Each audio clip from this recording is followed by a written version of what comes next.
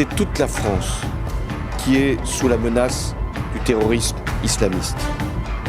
Alors, dans ces circonstances, nous devons faire la démonstration d'une vigilance absolue et d'une détermination sans faille.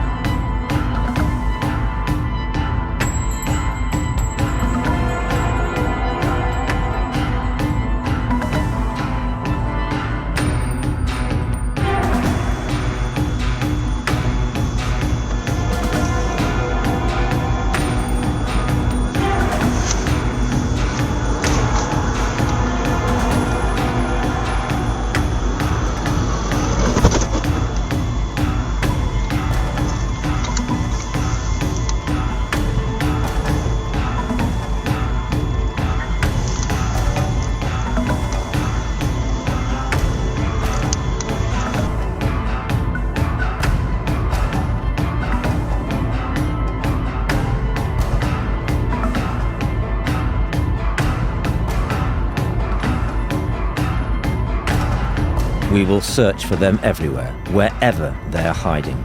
We will find them in any spot on the planet and we will punish them.